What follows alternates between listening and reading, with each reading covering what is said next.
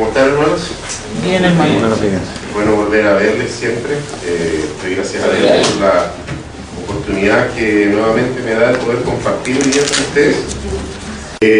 Me corresponde hoy día dar inicio a esta nueva serie de predicaciones aquí en esta iglesia, ¿verdad? En Cristo Señor.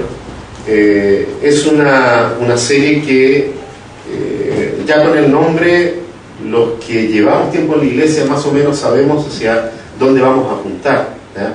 Los 10 mandamientos, y se le ha puesto como una especie de bajada o cierre a esta idea o sobre qué vamos a estar reflexionando. Amando como Dios manda. Sabemos el contenido de los 10 mandamientos, conocemos a grandes rasgos, muchos, otros lo han estudiado en profundidad, pero sabemos de qué se tratan los 10 mandamientos, y que nuestro acercamiento hoy a la ley de Dios, a este decálogo, ¿verdad?, corresponde como cristianos a conocer justamente el carácter de nuestro Señor. Él nos ha revelado su palabra, lo cantábamos recién, que Él se revela por medio de la naturaleza de la creación, pero también nos entrega su palabra, lo que Él quiere, la manera en que Él anhela que nosotros también podamos vivir nuestra vida. Y eso está aquí, en los 10 mandamientos, donde se nos enseña a amar tanto a Él como también a nuestro prójimo. Entonces, vamos a estar durante estos meses estudiando cada uno de los mandamientos y sus implicancias también para el día de hoy, ¿sí?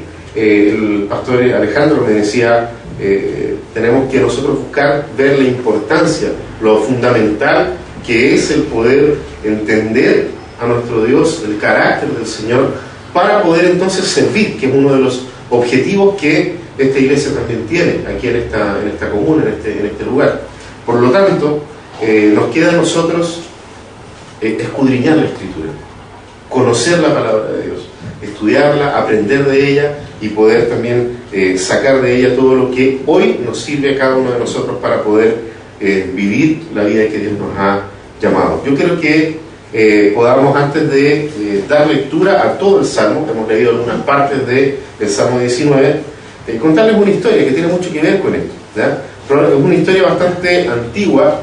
Si ya la escuchó, haga como que nunca la escuchó, ¿ya? Para poder entender un poco esto, y si no la ha escuchado, entonces disfrute la historia.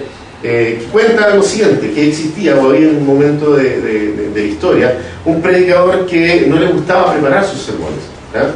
Encontraba que era mucho mejor tener tiempos de oración y pedir a Dios que Dios le mostrara en el momento de pararse en el púlpito qué cosa predicar. Entonces un día él va, y en esta confianza que él tenía de que Dios le iba a dar qué hablar en el momento de subir hasta el púlpito y predicar, él le pide entonces al Señor, toma su Biblia y abre y se encuentra con el siguiente texto, que es aquel que dice: ¿qué quieres que yo haga? Entonces vio el texto y dijo: ¿qué hablo de esto? ¿verdad? Pensó, no le gustó, y entonces volvió a abrir en otro lugar la Escritura y se encuentra con este texto que dice: entonces fue y se ahorcó. Y tampoco le gustó. ¿Cómo voy a hablar de esto? No puedo hablar de esto. Entonces vuelve a abrir la Escritura, ya una tercera vez, pidiendo a Dios que Dios le pudiera hablar algo, y entonces abre la Biblia donde dice: lo que has de hacer, hazlo pronto.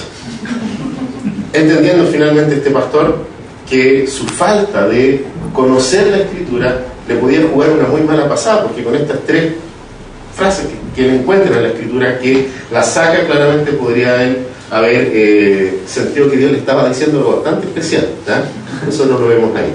Pero lo que Dios nos está llamando a hacer, y tomo esta historia como referente, solamente para poder instar a ustedes, a cada uno, a que, si bien es cierto, en este lugar se va a estar predicando a cada uno de los mandamientos, háganlo en su casa. El hermano que estaba dirigiendo nos decía aquí, ¿verdad? En su casa usted ore, pídale perdón al Señor, entonces también tome su Biblia, entonces también estúdiela. Hay muchas instancias en la internet donde usted puede buscar material, puede preguntar a los presbíteros de la iglesia, al pastor: ¿dónde puedo yo entonces buscar más material para poder estudiar los 10 mandamientos, y qué mejor que hacerlo también en la familia y con la familia. Así que les animo, hermanos, a que lo podamos hacer. Vamos a dar lectura al Salmo 19 por completo. Dice la palabra del Señor al director musical, Salmo de David: los cielos cuentan la gloria de Dios, el firmamento proclama la obra de sus manos. Un día comparte al otro la noticia, una noche a otra se lo hace saber. Sin palabras, sin lenguaje, sin una voz perceptible, por toda la tierra resuena su eco. Sus palabras llegan hasta los confines del mundo. Dios ha plantado en los cielos un pabellón para el sol, y este, como novio que sale de la cámara nupcial, se apresta, cual atleta, a recorrer el camino. Sale de un extremo de los cielos y, en su recorrido, llega al otro extremo sin que nada se libre de su calor. La ley del Señor es perfecta, infunde nuevo aliento. El mandato del Señor es digno de confianza, da sabiduría al sencillo. Los preceptos del Señor son rectos, traen alegría al corazón. El mandamiento del Señor es claro, da luz a los ojos. El temor del Señor es puro, permanece para siempre. Las sentencias del Señor son verdaderas, todas ellas son justas. Son más deseables que el oro, más que mucho oro refinado. Son más dulces que la miel que destila del panal. Por ellas queda advertido tu siervo. Quien las obedece recibe una gran recompensa. ¿Quién está consciente de sus propios errores? Perdóname aquellos de los que no estoy consciente. Libra, además, a tu siervo de pecar a sabiendas. No permitas que tales pecados me dominen. Así estaré libre de culpa y de multiplicar mis pecados. Sean, pues, aceptables ante ti mis palabras y mis pensamientos, oh Señor, roca mía y redentor mío. Si se fijan, todo lo que ya hemos estado cantando, leyendo durante toda esta liturgia, apunta justamente al mismo punto. Querer nosotros conocer y anhelar la palabra de nuestro Señor como algo deseable, absolutamente necesario para nuestra vida y para poder nosotros vivir escudriñando la Escritura, poder meternos en ella, poder aprender de ella, poder descansar en todas aquellas cosas que Dios nos ha entregado. Allá nos está dirigiendo nuestro Señor con esta serie. Sabemos y entendemos, debemos nosotros comprender de que cuando nosotros estudiamos la palabra de Dios, y en este caso particular durante esta serie, este decálogo dado al pueblo de Israel, lo hace trascender en la historia para llegar hasta nosotros el día de hoy, y entendiendo de esta manera cómo Dios, que se revela a un pueblo para formarlo y que ese pueblo sea luz a las naciones, dentro del contexto en el que estaba, llegar hasta nosotros hoy para poder entonces de esa manera continuar dando fe y testimonio de quién es este Señor, de quién es este Jehová, de quién es este Jehová poderoso, Dios del cielo, creador de todas las cosas. Hay una frase que la hemos estado justamente viendo con los intermedios y con los jóvenes, los días sábados cuando nos podemos reunir acá. Dios se está formando, y esto es necesario que nosotros siempre lo tengamos en mente. Hasta el día de hoy, Dios está formando un pueblo que viva en medio de la tierra según sus parámetros de justicia y de verdad.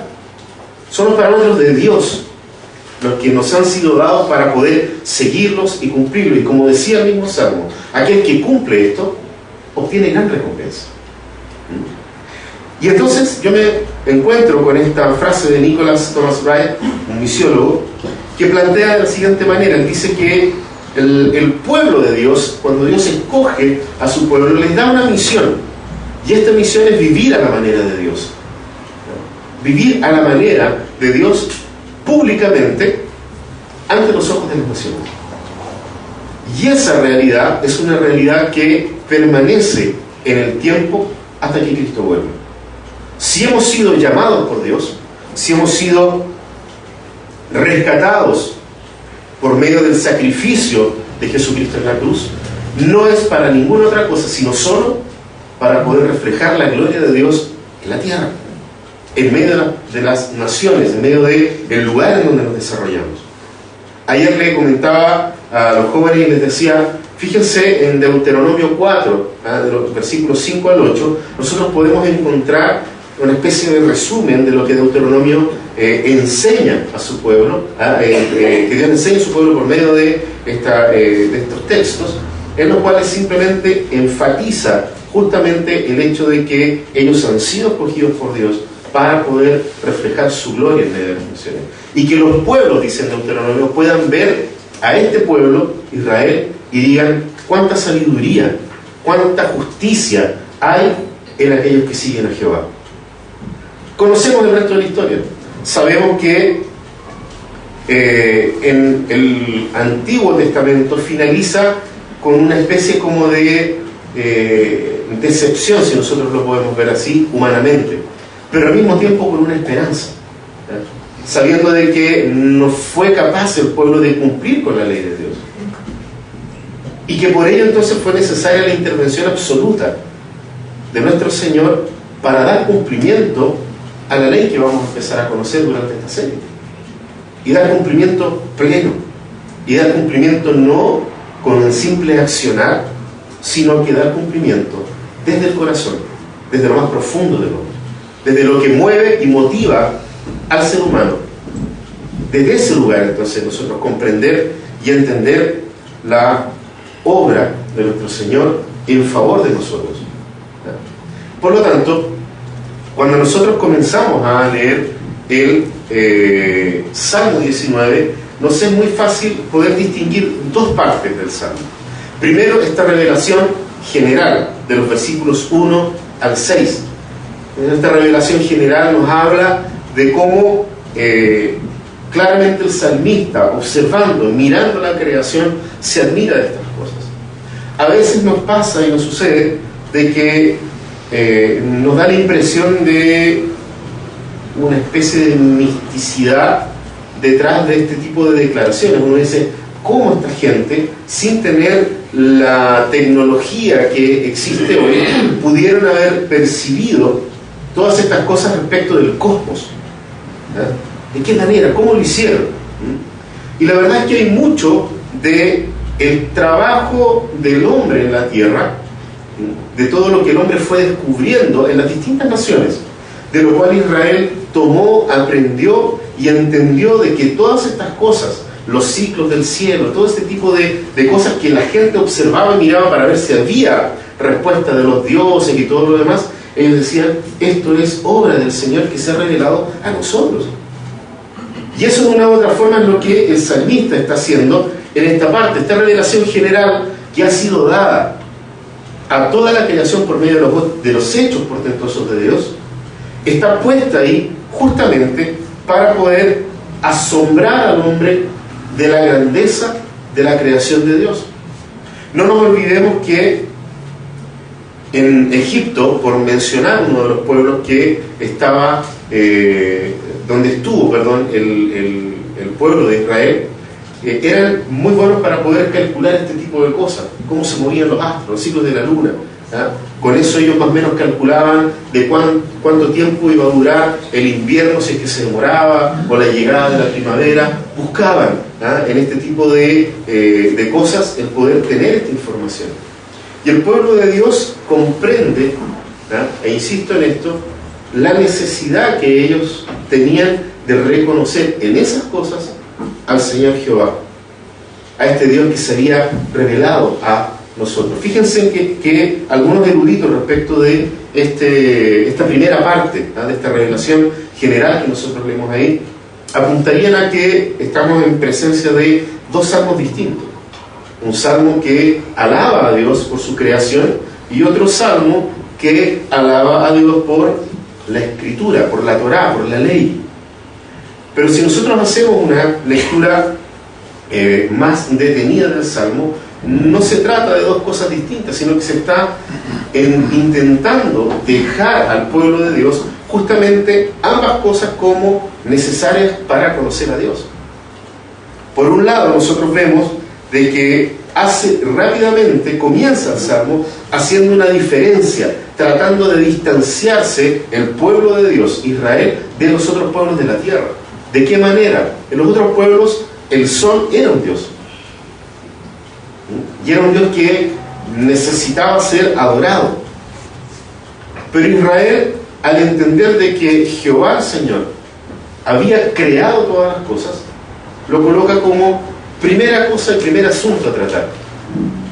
Si ustedes se fijan, en los primeros versículos ya nos va mostrando que este Señor, Jehová Dios, que creó todas las cosas, Él también al sol, al que los otros pueblos le decían Dios, Él lo creó. Es parte de la creación. Y que por lo tanto Dios se preocupa de su creación, dice ahí, colocándole un espacio en donde brillar, dando al sol sus propios ciclos, desde donde sale hasta donde se esconde. Hago un paréntesis aquí. Seamos también nosotros amplios de mente en entender lo siguiente. Uno hoy en día puede fácilmente decir, ahí hay un error en la escritura. El sol no sale, ni se esconde, en la tierra la gira. Eso lo sabemos nosotros gracias a Copérnico. Estamos hablando acá de el salmista escribiendo y admirándose de cómo Dios crea el sol y Dios le da al sol su recorrido diario, su recorrido en la historia. Amén. Y que todo eso está sujeto a la voluntad de este Señor. Amén. Responde a las otras naciones. Así como en el libro de Génesis nosotros vemos cómo Dios inspira para escribir y dejar registro de que no es como dicen los babilonios, que no es como dicen los otros pueblos, sino que es de esta manera. Dios creó todas las cosas. Y si hay un jardín que fue plantado por Dios, no es para que el hombre lo trabaje y alimente a los dioses, sino que es para que el hombre disfrute de la creación de su Señor. Amén. De la misma manera el salmista entiende esto. Y lo muestra de esta forma. Aquí existe una revelación que es general. Eso me hace recordar a mí, antes de eso, simplemente decir que la segunda parte, que lo vamos a ver después, nos habla sobre esta revelación específica que es dada a un grupo específico de personas, y en este caso los descendientes de Abraham, Isaac y Jacob, ¿ya? El pueblo de Dios, de lo cual nosotros también somos parte de esta herencia. Entonces, ahora sí, quiero citar a Pablo en Romanos, porque no puedo dejar de hacer esta conexión, ¿ya? Es demasiado evidente. Pablo en Romanos 1, ¿ya? En capítulo 1, en el versículo 20, dice, porque las cosas invisibles de Él, está hablando de las cualidades de Dios, está hablando de estos atributos de Dios, su eterno poder y deidad, se hacen claramente visibles desde la creación del mundo, siendo entendidas por medio de las cosas hechas. ¿Por qué hago esta cita de Pablo? Porque es necesario para nosotros ver y entender desde el Salmo cómo Dios, en lo que iba revelando, en lo que iba inspirando a su pueblo, ellos ya tenían visto, digamos, los ojos puestos en el venir de Jesucristo, que justamente iba a completar todas estas cosas, y que todo lo que Dios era, todo el ser de Dios, nos iba a ser terminado de revelar en la venida del Mesías. Da a veces la impresión de que Pablo, claramente citando los salmos, y el salmista vieron la misma cosa, vieron exactamente lo mismo. Pablo, con la ventaja de tener todo el resto de la revelación de Dios, a los profetas también, y a Cristo mismo, puede entonces dar una visión mucho más completa y más global. Pablo más adelante, en el mismo versículo 20, dice, por lo tanto el hombre no tiene excusa frente al hecho de que Dios existe, porque Él se reveló en medio de la creación. Pero ¿saben una cosa, hermanos? El Salmo tiene un quiebre evidente, que lo habíamos ya mencionado en el versículo 7. Y este quiebre evidente a nosotros nos dice una sola cosa, que la revelación, general, no es específica, y me equivoqué. La revelación general no es suficiente. Fíjense, hermanos, en que el pueblo de Dios, con la ley de Él, con este decálogo y con todas las leyes que Dios dio, recién ahí entiende de que hay una función específica de nuestro conocimiento de Dios. La ley general, perdón, la revelación general, pido disculpas ahí en el texto, la revelación general no es suficiente. Eso es lo que dice Pablo ahí en Romanos 1:20. Y fíjense que para el salmista es exactamente igual que como Pablo lo ve en el Nuevo Testamento. Él dice: vean los portentos de Dios, veamos los cielos, las estrellas, el universo completo, veamos cómo se mueven todas las cosas. Pero a pesar de aquello, no es suficiente para conocer el carácter de Dios.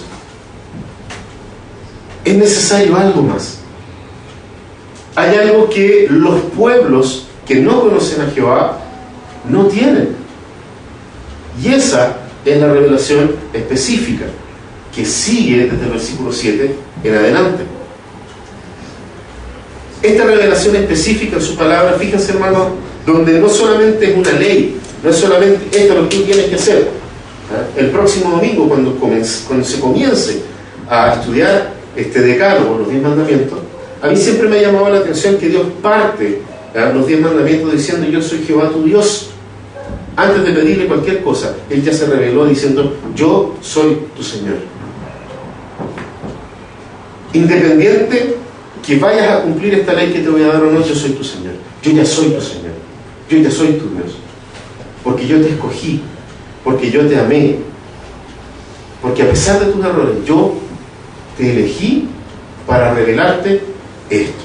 Y ahí entonces revela este decálogo. Antes de Israel siquiera cumplir con uno de los 10 mandamientos, el Señor le dijo: yo soy Jehová tu Dios, que te saqué de la tierra de Egipto. Siempre me ha llamado la atención cómo Dios manifiesta y muestra en los 10 mandamientos esta realidad. Y en esta ley, en esta revelación específica, como dice acá, hay promesas. En la ley de Dios hay palabras de consuelo, hay alivio para los corazones, hay seguridad del perdón. ¿Cuántas veces en la ley no dice el Señor: pero yo te amé, pero yo te extiendo mi misericordia? Mostrando la realidad de la ley, lo complejo de tener que cumplir con la ley de Dios, pero a su vez dando siempre la esperanza. Hay oráculos de salvación, hay profecías mesiánicas. Todo eso es la ley de Dios.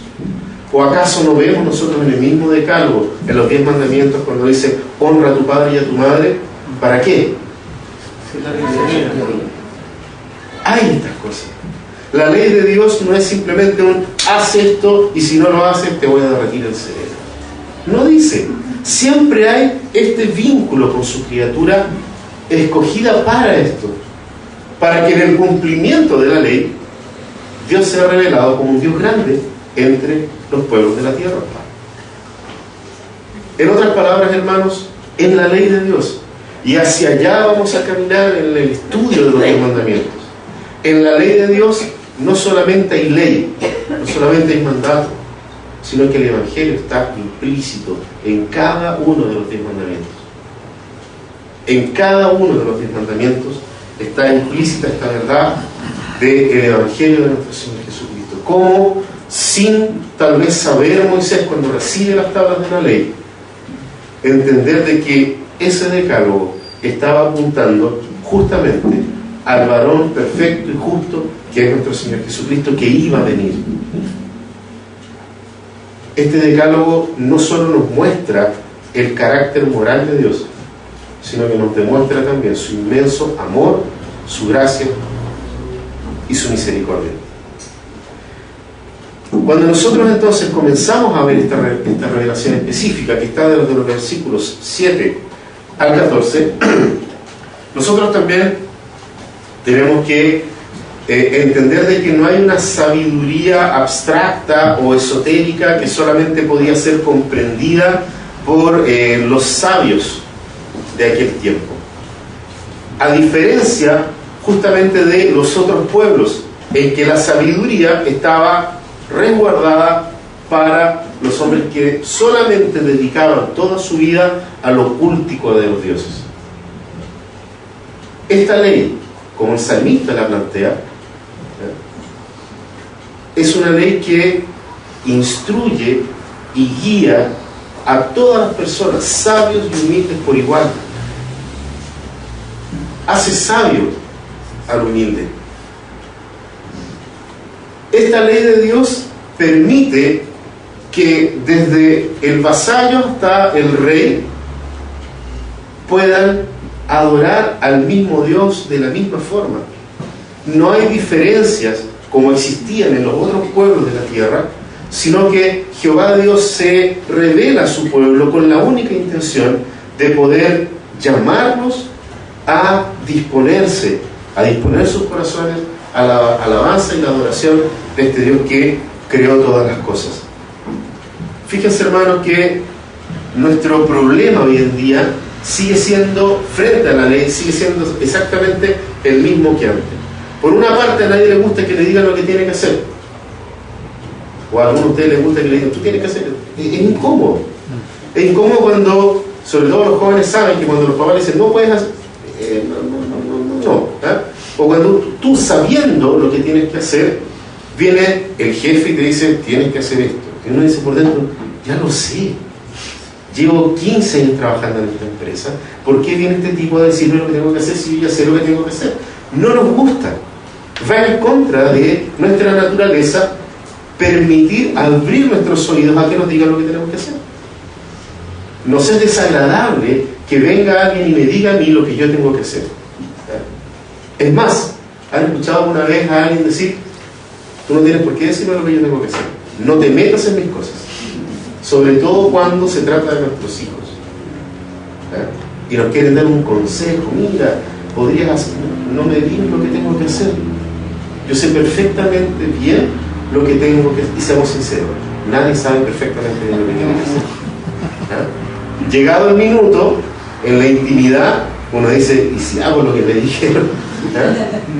Pero tratamos de mostrarnos como que todos lo sabemos, como que nos incomoda la situación de que nos digan lo que hay que hacer. Eso es la ley. La ley nos debe incomodar respecto de lo que tenemos que hacer. Debe generar eso en nosotros, la ley del Señor, porque ella es perfecta. La ley de Dios es perfecta y nosotros no lo somos. Entonces tratemos de encajar lo perfecto con lo imperfecto. No vamos a poder. Y en la medida que encajamos la perfección en la imperfección, duele, molesta. Por eso no nos gusta, porque nos genera un quiebre interno. Cuando alguien te dice, tienes que hacer esto y está en lo correcto, pucha, que duele el ego. Ahí queda nuestro ego, tirado. Nos es incómodo que nos digan qué es lo que tenemos que hacer. Pero por otro lado, a nadie le gusta que le digan, como no lo pudiste hacer, yo lo hago por ti. Sobre todo nosotros los varones. Nos incomoda que nos digan, ya presta para acá, yo lo hago. Chuta, eso es, pero son las palabras más terribles que puede escuchar sobre todo un hombre. Y sobre todo si viene su esposa. Si es la esposa la que le está diciendo eso, hay como un doble problema. Cuando el hombre está haciendo algo y no lo está haciendo bien, y ya se le advirtió, mira, tienes que hacerlo de esta forma, y no, y uno insiste porque son tosudos, y terminan haciéndolo mal y te dicen, ya presta para acá, yo lo hago. Eso también molesta. Entonces, si nos fijamos, el Evangelio, la gracia, es justamente eso. Tú no lo puedes hacer, yo lo hago por ti, y tampoco nos gusta. No nos gusta ni lo uno ni lo otro. Nos incomoda. Y es bueno que eso ocurra con el Evangelio. El Evangelio, al igual que la ley, nos tiene que incomodar. Porque lo más fácil es tratar de decir, yo puedo hacerlo, yo puedo alcanzar estos parámetros. Pero ¿saben qué? Nadie, la Biblia dice que nunca nadie lo logró ni lo va a lograr. Solamente hay uno justo, Jesucristo. Entonces, hermanos, cuando nosotros vemos esto, tenemos que tener este cuidado de no caer.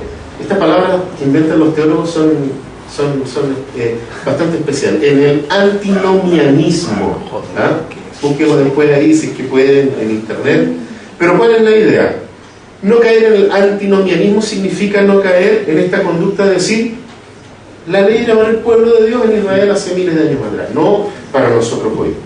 ¿Cómo se te ocurre esa cuestión de, no sé, de honrar al padre y a la... Está pasado de moda eso, ¿eh? ¿Cómo se te ocurre que vamos a extender nuestra mano al necesitado? Que trabaje, que salga adelante solo. Eso es el antinomianismo.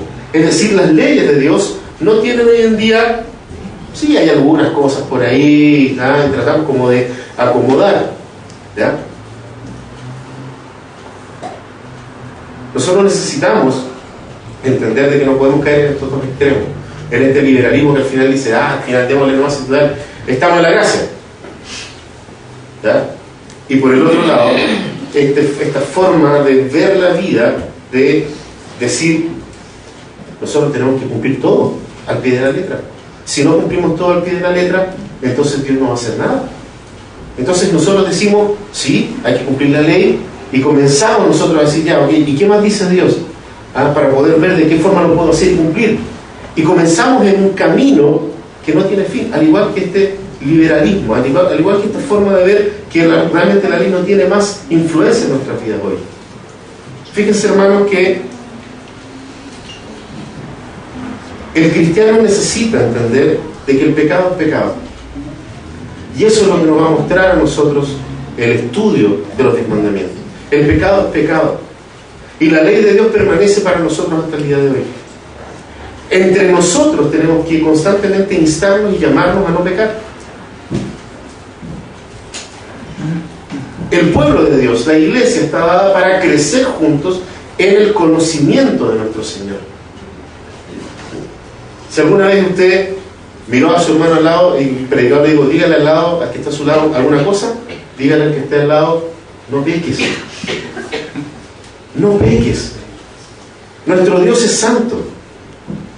Y su misma palabra nos dice a nosotros, sin santidad, nadie verá a este Señor.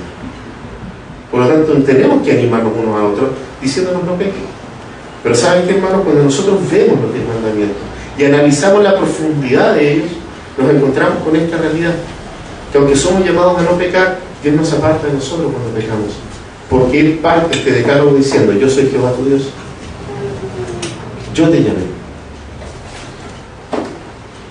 La ley nos incomoda porque nos muestra nuestro pecado, nos revela la profundidad de nuestra falta delante de Dios, pero al mismo tiempo la ley nos muestra que Él no se aparta de nosotros, porque Él decidió, Él pactó en Cristo, el acompañarnos hasta que Cristo vuelva. Amén. En sustentarnos hasta que nuestro Señor regrese. Amén. En mantener a la iglesia hasta que sean reveladas todas las cosas por medio de la segunda venida de nuestro Señor Jesucristo. Cuando nosotros, hermanos, vamos a... porque nos va a pasar ahora en esta búsqueda de conocer lo que nos dice la Escritura, nosotros, hermanos, tenemos que, como les decía hace un rato atrás, por un lado, no caer en esta idea de que ya la ley de Dios no tiene ninguna validez para nosotros, porque sí la tiene. Si nosotros pusiéramos la cruz entre estos dos extremos, nos vamos a dar cuenta de que ninguna de las dos cosas es el Evangelio.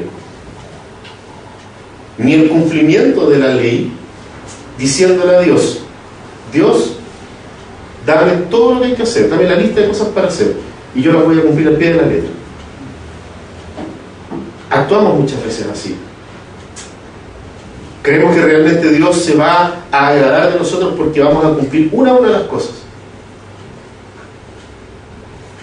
Pero al mismo tiempo le estamos diciendo a nuestro Señor, no te necesito para cumplir esto. Yo no puedo hacer solo. Tengo la suficiente fuerza de voluntad para no hacer todo lo que me pidas. Así que tú di y yo hago. Eso es decirle a Dios, está la cruz al medio, mostrándonos el camino, pero estamos diciéndole, no necesito la cruz. Me puedo salvar a mí mismo. Y por otro lado están aquellos que dicen, da lo mismo la ley de Dios. Da exactamente lo mismo. Total, somos salvos por gracia. Total, hemos sido predestinados para esto. Así que vivamos la vida como sea, comamos y bebamos, que mañana moriremos, como lo plantea también el apóstol. Fíjense, hermanos, que esa otra postura es exactamente igual. No necesito a Dios. ¿Por qué? Porque no hay juicio. Y al final de cuentas estamos diciendo, no importa que no lo hagamos porque Dios no es santo. Estamos finalmente en el fondo de nuestro corazón diciendo, Dios no existe. ¿Por qué? Porque si Dios no existe, no hay regla moral universal. Hagamos lo que sea. Y al medio está la cruz de Cristo. No es ni lo uno ni lo otro. Y tenemos que tener cuidado de caer en estos extremos porque es mucho más fácil de lo que nosotros pensamos. Si nosotros revisamos en nuestra Biblia, hay una historia tremenda en la cual el apóstol Pablo reprende a Pedro. ¿Se acuerdan de ese relato? ¿Y qué es lo que le dice Pablo a Pedro? ¿Por qué te alejaste del Evangelio? Pedro estaba volviendo a circuncidar a la gente, la ley. ¿Por qué te alejaste, Pedro, del Evangelio? ¿Por qué estás actuando conforme a otra cosa que no sea el Evangelio de Jesucristo? Pero lo más hermoso de esta historia es que cuando Pedro escribe finalmente sus cartas, dice, escuchen lo que Pablo tiene que decirles. Hubo arrepentimiento en su corazón, porque Pablo con la misma ley lo hace descansar en la perfección del Evangelio de Jesucristo. La ley, hermanos, es el Evangelio.